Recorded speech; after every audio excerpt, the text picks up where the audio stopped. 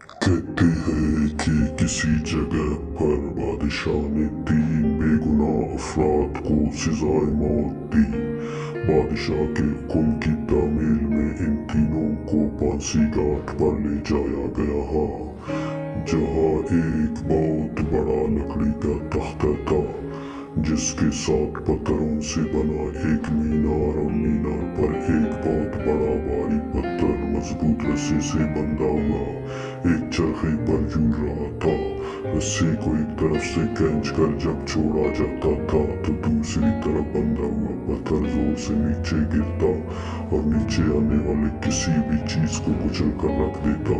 چنانچہ ان تینوں کو اس موت کے تختے کے ساتھ کھڑا کیا گیا۔ پہلے شخص کو اس تختے پر عین پتھر گرنے کے مقام پر لٹکایا گیا اور اس کی آخری خواہش پوچھی گئی تو وہ کہنے لگا، میرا اللہ تعالیٰ پر پختہ یقین ہے، وہی موت دے گا اور زندگی بخشے گا، بس اس کے سوا کچھ نہیں کہنا۔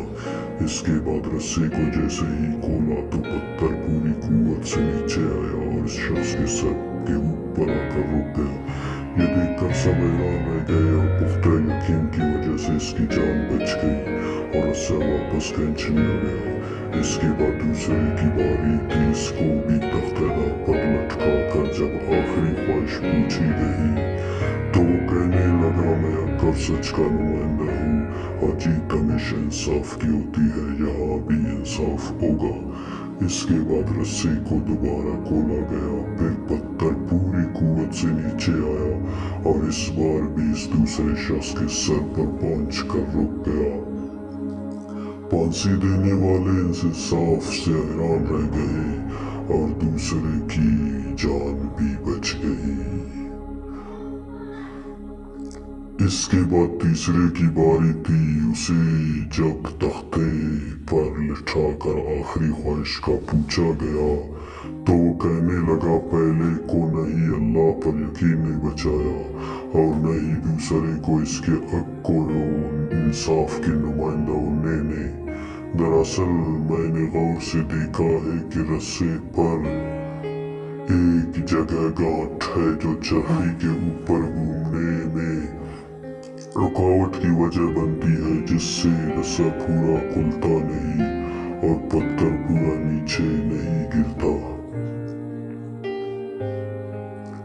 تیسرے کی بات سن کر سب نے رسے کو بغور دیکھا تو وہاں واقعی گانٹھ تھی۔ انہوں نے جب وہ گانٹھ کھول کر رسے آزاد کیا تو پتھر پوری قوت سے نیچے گرا اور اس تیسرے کا سر کچل کر رکھ دیا۔ حکایت کا نتیجہ: بعض اوقات بہت کچھ جانتے ہوئے بھی منہ بند رکھنا حکمت میں شمار ہوتا ہے۔ نوٹ: اس پیغام کو دوسروں تک پہنچائیں تاکہ اللہ کسی کی زندگی کو آپ کے ذریعے بدل دے۔ چینل کو سبسکرائب کریں۔